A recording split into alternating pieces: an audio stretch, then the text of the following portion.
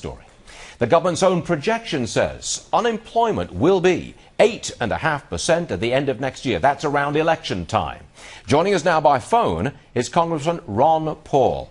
Congressman, we appreciate you being with us. I know your schedule's very, very busy, and I know you like to talk about the Fed and the price of gold, but I'm going to ask you a very specific question. Okay. If you're elected, and your first day in the White House, you sit there in the Oval Office and they come to you and you say, Mr. President, we've got 8.5% unemployment. What will you do at that point?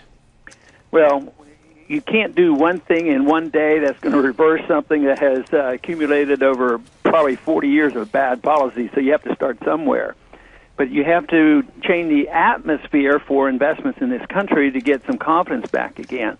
This whole idea that government creates jobs, I think, is a fallacy. Only business people create real jobs. So, but I would start with the foreign policy. I'd bring troops home, make them spend their money here at home rather than overseas. That would be a real injection into our economy. Okay. But eventually what you have to do, though, is change monetary policy, tax policy, regulatory policy. But you really can't have the rebuilding of an economy until you get rid of the shaky foundation. And the shaky foundation, of course, is the debt. Okay. And we haven't allowed the debt and the malinvestment to be eliminated. I think we all know that you can't do that on day one, sitting in the Oval Office. We do understand that one. But here's another question, another day one question. They come to you and your foreign policy people say to you, look, Mr. President, Iran now has a nuclear bomb. What do you do about that? Probably essentially nothing. I mean, am I going to go to war? Am I going to bomb them?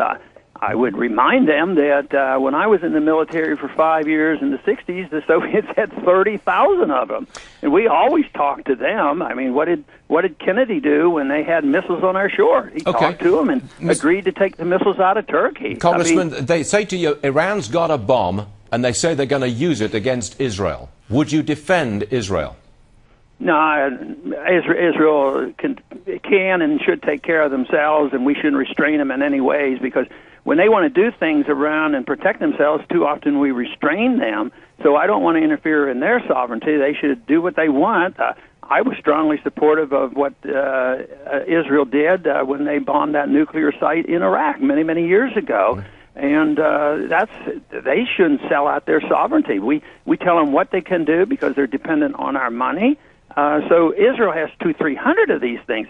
And this whole idea that we have to build up the war fever and attack the Iranians, and they don't have any history of marching into other countries. Okay. I mean, they just don't do that. That's not their tradition. It's not that anybody wants to defend their government right now, but their traditions aren't so much. I think they have a natural tendency to have a self-defense. I mean, they're surrounded by nuclear weapons. About 5 or 6 different countries have nuclear weapons over there. Congressman Ron Paul, we thank you. I know you're very, very busy. Everybody's busy these days, and you in particular are very busy. We wish you luck with your presidential campaign, and we really thank you for spending a couple of minutes with us today, sir. Thank you. Thank you very much.